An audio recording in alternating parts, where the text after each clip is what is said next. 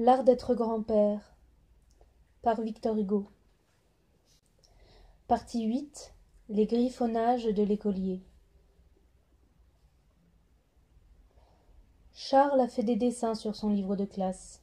Le thème est fatigant au point qu'étant hélas, la plume de l'enfant n'a pu se reposer qu'en faisant ce travail énorme, improvisé, dans un livre partout, en haut, en bas, des fresques, comme on en voit au mur des Alhambras mauresques.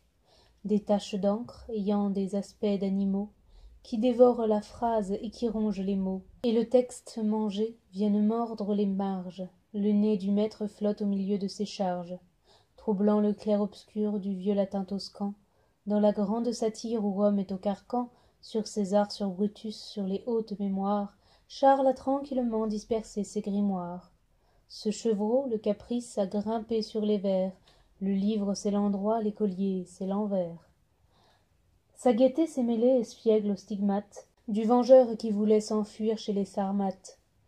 Les barbouillages sont étranges, profonds, drus. Les monstres, les voilà perchés, l'un sur Codrus, l'autre sur Néron, l'autre égratigne un dactyle. Un pâté fait son nid dans les branches du style, un âne qui ressemble à monsieur Nisard, Bray, et s'achève en hibou dans l'obscure forêt. L'encrier sur lui coule et la tête inondée de cette pluie qui tient dans sa patte inspondée. Partout la main du rêve a tracé le dessin, et c'est ainsi qu'au gré de l'écolier, l'essaim des griffonnages, hors d'hostiles aux belles lettres, s'est envolé parmi les sombres hexamètres. Jeu, songe, on ne sait quoi d'enfantin, s'enlaçant, au poème lui donne un ineffable accent, commente le chef-d'œuvre, et l'on sent l'harmonie d'une naïveté complétant un génie. C'est un géant ayant sur l'épaule un marmot. Charles invente une fleur qu'il fait sortir d'un mot, ou lâche un farfadet ailé dans la broussaille, du rythme effarouché qui s'écarte et tressaille. Un rond couvre une page. Est-ce un dôme? Est-ce un œuf? Une belette en sort qui peut-être est un bœuf. Le gribouillage règne et sur chaque vers pose les végétations de la métamorphose. Charles a sur ce latin qui fait pousser un hallier.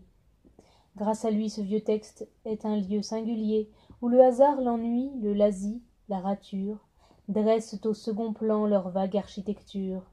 Son encre a fait la nuit sur le livre étoilé. Et pourtant, par instants, ce noir réseau brouillé, à travers ses rameaux, ses porches, ses pilastres, laisse passer l'idée et laisse voir les astres.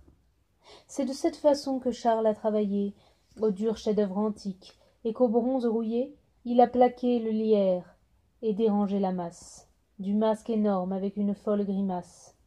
Il s'est bien amusé, quel bonheur d'écolier, traiter un fier génie en monstre familier, être avec ce lion comme avec un caniche, au pédant, groupe triste et laid, faire une niche, rendre agréable aux yeux, réjouissant, malin, un livre estampillé par monsieur de Lalin. Gai bondir, à pieds joints par-dessus un poème. Charles est très satisfait de son œuvre, et lui-même. L'oiseau voit le miroir et ne voit pas la glu. Il s'admire. Un guetteur survient, homme absolu. Dans son œil terne luit le pensum insalubre. Sa lèvre au coin baissé portant son pli lugubre le rudiment, la loi, le refus des congés. Et l'auguste fureur des textes outragés. L'enfant veut des fleurs, on lui donne la roche. Hélas, c'est le censeur du collège, il approche, jette au livre un regard funeste et dit au teint: Fort bien, vous copierez 1000 vers ce matin, pour manque de respect à vos livres d'études.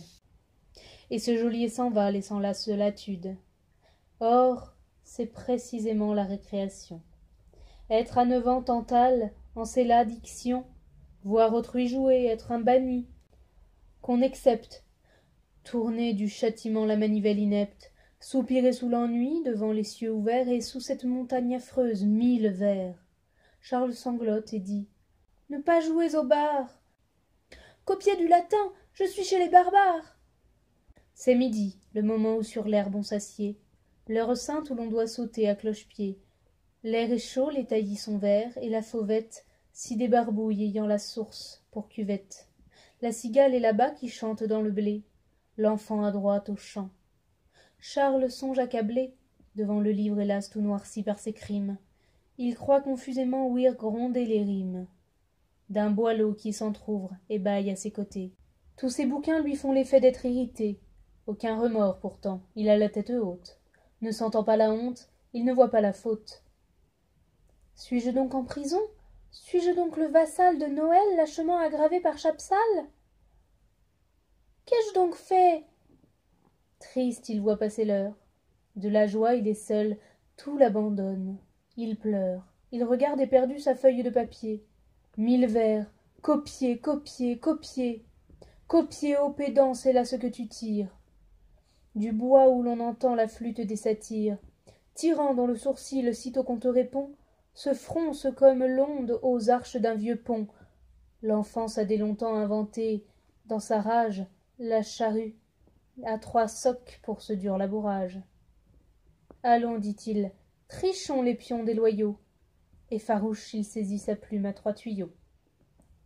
Soudain, du livre immense, une ombre, une âme, un homme sort et dit: Ne crains rien, mon enfant, je me nomme Juvénal, je suis bon, je ne fais peur qu'aux grands. Charles lève ses yeux pleins de pleurs transparents et dit: Je n'ai pas peur. L'homme pareil au marbre reprend, tandis qu'au loin on entend sous les arbres jouer les écoliers gais et de bonne foi. Enfant, je fus jadis exilé comme toi, pour avoir comme toi barbouillé des figures, comme toi les pédants j'ai fâché les augures. Élève de Geoffrey, que jalouse Massin, voyons ton livre.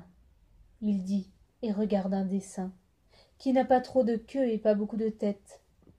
Qu'est-ce que c'est que ça? Monsieur, c'est une bête. Ah, tu mets dans mes vers des bêtes, après tout. Pourquoi pas, puisque Dieu, qui dans l'ombre est debout, en met dans les grands bois et dans les mers sacrées. Il tourne une autre page et se penche. Tu crées. Qu'est-ce ceci? Ça m'a l'air fort beau, quoique tordu. Monsieur, c'est un bonhomme. Un bonhomme, dis-tu? Eh bien, il en manquait justement un. Mon livre est rempli de méchants. Voir un bonhomme vivre parmi tous ces gens-là me plaît, César Bouffi. Rangez-vous, ce bonhomme est Dieu, merci mon fils.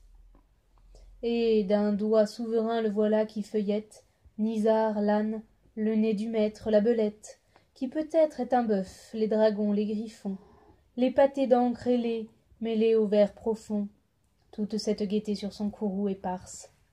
Et Juvénal s'écrie ébloui: C'est très farce. Ainsi la grande sœur et la petite sœur, ces deux âmes sont là, jasant, et le censeur, obscur comme minuit et froid comme décembre, serait bien étonné, s'il entrait dans la chambre, de voir sous le plafond du collège étouffant le vieux poète rire avec le doux enfant.